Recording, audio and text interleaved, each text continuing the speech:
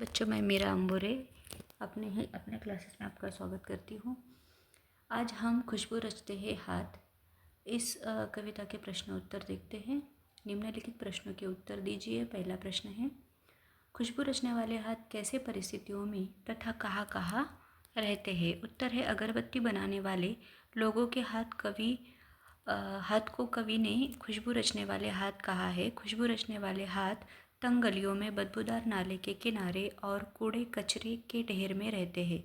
अगरबत्ती बनाने का कारखाना शहरों के छोटे से बस्ती में होता है और वहीं के लोग अगरबत्तियां बनाते हैं। उनकी परिस्थिति बहुत ही दयनीय होती है।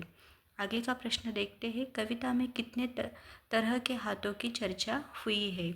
उत्तर है, कविता में कई तरह के हाथों की चर्चा हुई है। अगरबत्ती के कारखानों में काम करने वाले लोगों के हाथ कई तरह के होते हैं।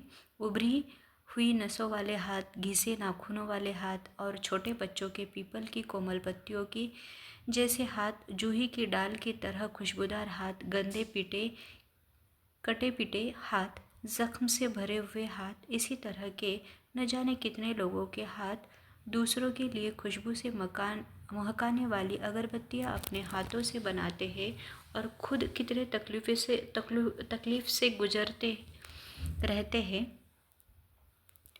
आगे का प्रश्न है, कवि ने यह क्यों कहा है कि खुशबू रचते हैं हाथ? उत्तर, कवि के अनुसार अगरबत्ती पूरी दुनिया में खुशबू बिखराता है। लोगों के घरों में, मंदिरों में पूजा पाठ के लिए ये अगरबत्तियाँ गरीब और छोटी बस्ती में वाले लोगों के हाथों से बना होता है, इसलिए कवि ने खुशबू रचते हाथ कहा है।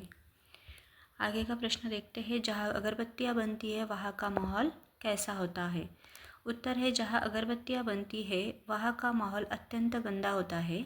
गंदे नालों से उठती बदबू, चारों ओर कूड़े के ढेर से उठती बदबू फैली होती है। इस बदबू से ऐसा लगता है जैसे नाक फट जाएगी।